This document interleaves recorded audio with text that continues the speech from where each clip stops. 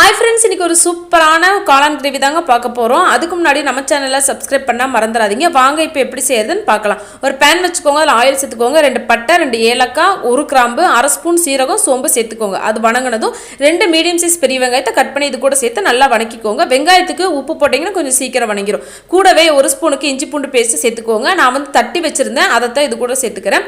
இப்போ 4 medium size தக்காளி அரைச்சு பேஸ்ட்டாக சேர்த்துக்கிறேன். இது பச்சை வாசம் நல்லா போனதுக்கப்புறம் 2 ஸ்பூனுக்கு மல்லித்தூள், 1 ஸ்பூனுக்கு தனி மிளகாத்தூள், 1/2 ஸ்பூனுக்கு காஷ்மீரி சில்லி பவுடர், மஞ்சத்தூள் சேர்த்துக்கோங்க.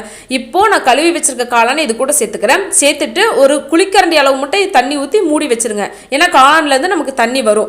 ஸோ இப்போ என்ன பண்ணலாம், கொஞ்சம் முந்திரி, ஒரு 10 முந்திரி போல அரைச்சு ட்ரையாக வந்து பொடி பண்ணி இது கூட சேர்த்துக்கிறேன். கண்டிப்பாக சேர்த்துக்கோங்க, இது நல்லா டேஸ்ட் கொடுக்கும். ஃபைனலாக குழம்பு கொதிக்கும் போது 1/2 ஸ்பூனுக்கு கரம் மசாலா தூவிட்டு 1 ஸ்பூனுக்கு பட்டர் சேர்த்துக்கோங்க. அதுக்கப்புறம் கொஞ்சம் கஸ்தூரி மேத்தி தூவி இறக்குனீங்கன்னா சூப்பரான கிரேவி ரெடி. நல்லா கம கமன்னு நல்லா இருக்கும். இட்லி